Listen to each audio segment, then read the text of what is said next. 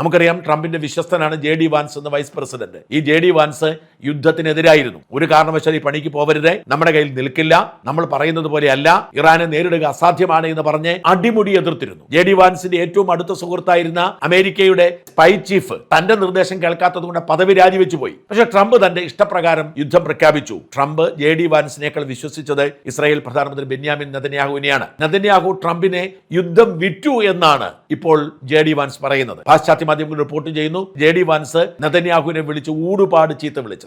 നിങ്ങൾ എന്ത് വൃത്തികേടാണ് കാണിച്ചത്, നിങ്ങൾ നുണ പറഞ്ഞ് ഈ യുദ്ധം ട്രംപിന് വിറ്റില്ലേ, ഞാൻ ട്രംപിനോട് പറഞ്ഞിട്ട് അദ്ദേഹം കേട്ടില്ല, നിങ്ങൾ ചതിയനാണ്, നിങ്ങൾ വഞ്ചിച്ചു എന്നൊക്കെ പറഞ്ഞ് JD വാൻസ് വിളിച്ച് നെതന്യാഹുവിനെ ചീത്ത വിളിച്ചു എന്നാണ് പ്രധാനപ്പെട്ട പല പാശ്ചാത്യ മാധ്യമങ്ങൾ റിപ്പോർട്ട് ചെയ്യുന്നത്. അതായത് തലയുരാൻ കഴിയാത്ത സാഹചര്യം ഉണ്ടായിരിക്കുന്നു. അതിന്റെ ഉത്തരവാദിത്വം നെതന്യാഹുവിന് കൊടുക്കുകയാണ്. നെതന്യാഹു ട്രംപിനെ വിശ്വസിപ്പിച്ചിരുന്നത് അയത്തോള അലി ഖൊമേനി അടക്കം ഭരണനിരയിലെ പ്രമുഖരെ തട്ടിക്കളഞ്ഞാൽ അപ്പോൾ തന്നെ ഇറാൻ കീഴടങ്ങും, ജനങ്ങൾ തെരുവിലിറങ്ങുമെന്നാണ്. അതനുസരിച്ച് കൃത്യമായി ഇന്റലിജൻസ് സംവിധാനവും കൈമാറി. ആ ഇന്റലിജൻസ് അനുസരിച്ചാണ് അയത്തോള അലി ഖൊമേനി അടക്കം 48 പ്രമുഖരെ കൊന്നുകളഞ്ഞത്. എന്നിട്ട് ജനങ്ങൾ തെരുവിലിറങ്ങിയില്ല, എന്നിട്ട് അവിടെ ഭരണസ്തംഭനം ഉണ്ടായില്ല. അവർ ഇത് പ്രതീക്ഷിക്കുകയും അതിനുള്ള ബദൽ സംവിധാനങ്ങൾ ഉണ്ടാക്കുകയും ചെയ്തതുകൊണ്ട് തന്നെ ചർച്ച നടത്താൻ പോലും ആരുമില്ലാത്ത അവസ്ഥയായി. ഇതിന്റെ പേരിലാണ് JD വാൻസ് നെതന്യാഹുവിനെ ചീത്ത വിളിച്ചത് എന്നാണ് പാശ്ചാത്യ മാധ്യമങ്ങൾ റിപ്പോർട്ട് ചെയ്യുന്നത്. എന്തായാലും യുദ്ധം മുറുകുകയാണ്. ഇറാനിൽ 13 മരണം ഇന്നലെ സംഭവിച്ചു. ലെബനോനിൽ ഇസ്രായേൽ നടത്തിക്കൊണ്ടിരിക്കുന്ന ആക്രമണം തുടരുകയാണ്. ബെയ്റൂട്ടിൽ ഇന്നലെ 26 പേർ കൊല്ലപ്പെട്ടു. അതായത് യുദ്ധം നടക്കുന്നത് ബഹ്റൈനിലും ലെബനനിലുമാണ്. Israel ലെബനനെ ആക്രമിക്കുന്നു, Israel